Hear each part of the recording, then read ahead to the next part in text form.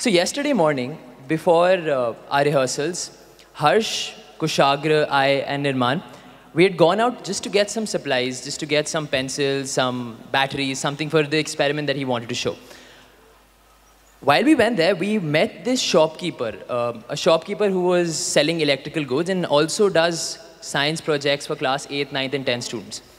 So while these people were buying the stuff, I was just looking around to see what else he had in that shop. And I saw an article which had written on it, 90% of people who pass out of colleges don't get jobs. I was taken aback by this. I was like, this is something that you talk about. I spoke to him about it, and he had fantastic opinions. He said, yeah, आज तो talent ही नहीं बचा है. कोई talent की कदर ही नहीं है, कोई talent को देखता ही नहीं है. Which brings me to the perfect example of what education has become for these people. And Calvin and Hobbes have always understood what I wanted to say. And this cartoon, in which Calvin is showing the major problem that we have of the education system, of the fact that we just go ahead, we read something, we memorize it for a short period of time, and then we go ahead and take it out. Now, what is education? What does education mean to us? Now, a lot of people have spoken about education. I'm just going to try to tell you about education from my point of view, my perspective. So in class 6, I had the unique distinction of being the only child in Mothers International School, a pretty good school in Delhi, who had not only failed in French, but had also simultaneously failed in maths and Hindi. To the extent that just to change schools, I had to give 2 retests. Now, at that point, I felt completely useless. I felt like I couldn't do that one thing the education system asks me to do, which is read my textbooks properly, do my homework properly, and go and give the examinations. I moved to Scindia School after that, where I was given a lot of more exposure. I was given a lot of exposure in football, in cricket, in theatre, in drama, in debating, in public speaking. In all of these things, I realized that I was pretty decent at all of them. And by the end of it, I became pretty good at 1 or 2 of them. And also, what I realized was that the confidence that I got from doing those things started spilling into my academics, spilling over to my academics. I started doing better in academics. Was more attentive in class. I started performing better. So 2 years ago, when I joined the Teach for India Fellowship, and I was assigned class 2 in a slum area in Delhi, I had made up my mind that before I go to class, my students are going to get the same exposure. They're going to know about gender, they're going to know about politics, about religion, about environment, about what's happening around them. They're going to know everything. I'm not going to limit them to studies. And then I met my class. My class is a super excited bunch of children who are barely 2.5 feet tall. I saw them for the first time and I thought, what was I thinking? It's almost impossible to even think of the fact that I can have a logical conversation about religion, about history, about politics. And I let it go. And I said, this is not going to happen. They are just too small. I realized that this became a problem when I spoke to one of my kids, one of my children, called Sagar, the one whose face is highlighted. So Sagar does not like being photographed. I did not have any other photograph apart from this from Sagar, where he's in a group. I was sitting and talking to Sagar, and the next day was a holiday. And I asked him that tomorrow is Eid, so what are your plans? He looked at me and as a matter of fact said that, oh, tomorrow कल तो ईद है, मैं सारे घर के दरवाजे बंद करके, विंडो बंद करके मैं अंदर रहने वाला हूँ, क्योंकि वो पता नहीं क्या कर देंगे, मुस्लिमों का त्योहार है. At that point I realized how important it is for students to know what is happening around them also, as it is important for them to know what is happening in the class. I got prepared to give Sagar a speech, but before I could give Sagar a speech, I saw him running around his best friend, and I realized again, they're just too small, let it be. 2-3 years down the line, when Sagar is in class 5, someone will tell him that that's not how Eid works. I let it be. 1 month later, I was judging this competition, where class 4 and 5 kids were just coming up and speaking about anything and everything that came to their mind, about politics, about gender, everything. And I zoned out for a second. I realized that the problem was never them. The problem was me. The problem was the fact that I thought that they couldn't do that. It wasn't the problem that they couldn't do it. And that's what happens even with society. Like, we believe that students from low-income backgrounds in government schools are not as smart as the ones from private school. We believe that teenagers coming out of a community like that have a higher chance of becoming delinquents. We believe that students coming out of low-income backgrounds like that will choose certain decisions over the others. The problem is they don't believe that. But when we believe that and we start influencing them, we unfortunately become right. And they start believing that very thing, that they're not as good as those private school children. They're not as good as those teenagers coming from private schools. And that's where I realized that this had to be cut. Like, we have to do something about it. So that night, I went back and I sat down with my friend and said that we have to do something about it. In 2 hours, you can't see this properly, but in 2 hours, we managed to scribble on every single door, every single window, every single thing with ideas, just pure ideas about what we can teach them, how we can teach students, everything.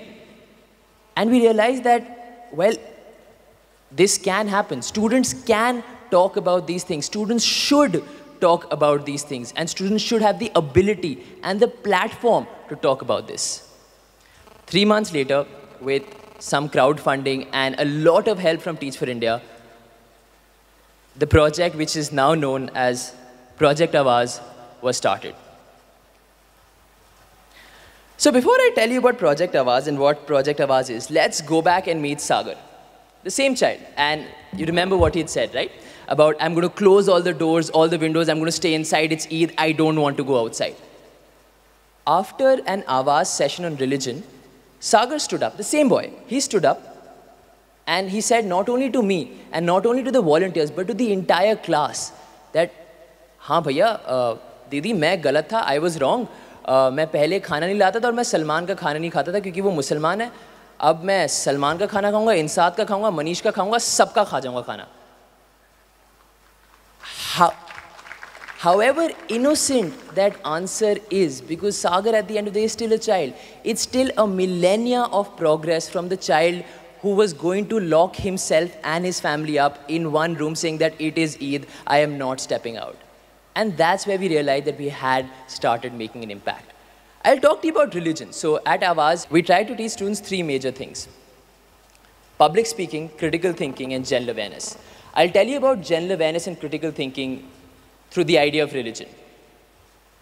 We had a huge challenge in front of us. We had one complicated topic like religion on one side, and we had students from class 3, 4, and 5 from government schools on the other. And we had no idea how to bring these two together. How can we make them talk about this? What we did was we started thinking like children. We started thinking about what is religion in the most basic idea. What does religion mean? We found out that religion is just groups. Are groups of people following or praying to one God or the other. And we took that and we made it into an activity. What we did was we entered class, very simply took one blue chart paper and took one red chart paper. Put the blue chart paper on one side of the class and the red chart paper on the other side of the class.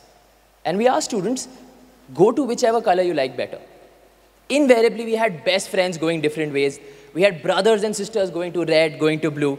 And we told them to stop. And we asked them very simple questions there. For example, just because you have chosen red and your best friend has chosen blue, will you stop being friends with your best friend because he's chosen blue? Because your brother has chosen red and you have chosen blue, will you force your brother to leave red and come to blue because blue is better? And the marvelous thing was that children did have those ideas.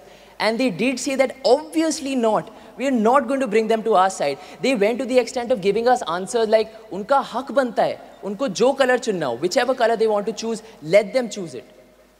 And we just changed the colors. We just changed blue to Hindu and red to Islam. And everything else remains same. Now this is written on every textbook, that Hindu, Muslim, bhai, bhai. But none of our children, private schools, not private schools, are questioned, are asked to think, why are Hindu, Muslim, bhai, bhai? Why are they not enemies? Why should we stay together? What is wrong in doing this?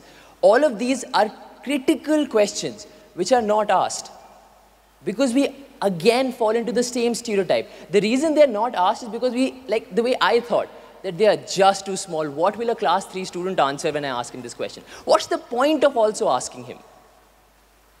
So, while working with Awaaz, and this is a small slide of a religion class, and I can't see, and I don't know if you can read it, I'll just read out bits and parts of it. This is all that students of class 5 in Sangam Vihar, a slum area in Delhi have written. They have written stuff about God. Is God good? Should we pray to cows? Should we eat cows? Are all gods different? Are all gods same? All of these things were not put by any volunteer. It's all by the kids. The reason we don't know about it is because of that stereotype, because of our thinking that they are too young, that they are too small. We can't talk to them about this, forget it. They will not understand it. While conducting these activities, my perception on one thing changed. The next word that I'm about to show you is something which I always thought was negative. I always thought it's something we should stay away from. It's something that we shouldn't do, something which is really bad. But after going ahead with the project, we realized it's actually one of the best things. And that word is anger. We had very angry parents, and I can tell you this because parents came up to me and said that, what are you teaching my children? क्या पढ़ा रहे हो उनको? उनको मैंने school भेजा है जिससे वो ये पढ़े कि 2 + 2 4 होता है, ये थोड़ा ना भेजा है मैंने कि you go and tell them what Hindu and Muslims are same. We had immense backlash from the community. And at that point, I had two choices. One, to say that yes, this is absolutely right, let's not anger them, let's move away, let's not teach them about religion. Or two, go ahead with it and see what happens. We did the latter. We went ahead with it. The beautiful thing was that all those 10 parents who came at me very, very angrily, trying to cut my throat, had never come to school before, had never spoken to even one teacher before that. Now, all those 10 parents didn't agree, but 7 of them did. Even the 3 who didn't, after getting angry at us, next time, they came back to talk to us. They came back to tell us that we did a good job. They came back to tell us that they want to be a part of it. And we realized that parents are a very, very important part. And anger, for me now, an unsuccessful Awaaz class is not an angry Awaaz class. An unsuccessful Awaaz class is an unresponsive Awaaz class for me. If people are angry, fantastic. We realized that Sagar, my kid, had bundles of confidence. He never shied down. He was always happy. He always wanted to speak. But there were a lot of kids who couldn't, who had fantastic ideas, but couldn't speak, were very shy. And that's why we had the third strand at Awaaz, which was about public speaking. We started making students confident speakers from the start, like telling them how to stand, how to speak, how to look at people, to even increasing their English proficiency. Now, this is something that I really am very proud of, is we realized that one thing, and this is something I borrowed from Teach for India also, is that we realized that for students to be better speakers, they need to know more words. They need to have a bigger vocabulary.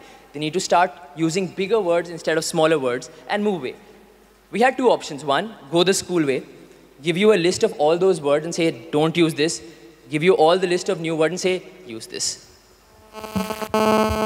Again, what we did was we forced ourselves to think like kids. And what we came up with was, so the volunteers come into class and they look really sad. And they say that one of our friends has died. I'm very sorry to tell you that Kyonki has died. We put up a tombstone of Kyonki and we have a minute of silence for Kyonki, saying that our friend Kyonki has passed away. After that 1 minute, we become really happy and say that we've got a new friend. We've got a new friend because, and because is going to join us and make sure that we don't feel left out. And we put because on a happy chart next to it. Students automatically did not want to use because and started using, did not want to use Kyonki and started using because. We tried to make them a part of education. And as I learned from Ishita also today, saying that till the time you don't treat them properly and treat them like adults, they're not going to respond. Now, public speaking. Let's meet two children. Let's start with the one on the right, Manjeet. Manjeet was a class 5 student who shifted from class 5 to to class 3. He didn't have any friends because he was 2 years elder than everyone. He had fantastic ideas, but he was very shy. And we found out the reason he was shy was because he had a speech defect. And he was very scared of people realizing the fact that he had a speech defect. This photo is of Manjeet speaking in front of 600 people in an auditorium packed like this, telling them about the fact of how students and people should be allowed to migrate from small villages to big cities. That's the same child who was afraid of speaking in class. Let's look at Sanya. Sanya is 9 years old in class 4 right now. She was very shy, and this photo, again, is of her giving her award-winning speech about, and I'm not kidding you, this came out of Sanya only, of why religion is a social construct and we shouldn't be forced to follow the same religion that our parents follow. This is the same kid, and the beautiful thing about that was that it didn't stop there. Sanya took that confidence back into class. She became a more confident student in class. She started giving answers in class. She started becoming more participative in class. I'm not saying that she became the best student, but she started enjoying class more. She started enjoying going to school more. And for us, that made us realize that we have done something good. As I just said, so at Awaaz, we work on 3 major things: on critical thinking, on public speaking, and in general awareness. The way forward. So we started with 1 class. From 1 class, we moved to 1 school. From 1 school, we moved to 20 MCD and low-income private schools in NCR. And this year, starting the August 21st, we're entering 35 MCD underprivileged schools. And just that number might seem less, but just think of that in students. We start with 30 students being impacted by Awaaz. We went to 90. Last year, we had 600. And this year, at the minimum, we hope to impact the lives of 1,200 underprivileged children by providing them the ability and the platform to tell us what they want to. We've had our highs and we've had our lows. We've had days where we have thought that there is no point of this, no one's understanding anything, no one's understanding what we do. Students are not understanding what we do. Why are we doing this? But there are highs. We know we have done something right when we have Shalu on the extreme left, who is 11 years old, who tells us that she wants to be like her Pooja ma'am and teach underprivileged kids so that they get the same opportunity that she did. We know we have done something right when we have Prince, the same Prince that we saw on the first slide, who is 8 years old and literally 2.5 feet tall, is standing up in class and telling us that when I grow up, I am going to make bathrooms, good toilets for the girls in my school. We know that we have done something right when Abhishek, who is 11 years old, says that I am going to go to all my tuitions, I am going to study really, really hard because I want to become an IAS officer and remove the problems that plague my community. We know that we have done something right.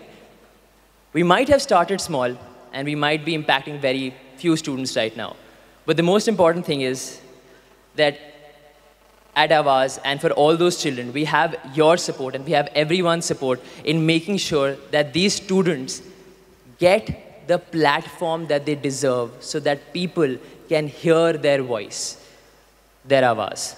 Thank you.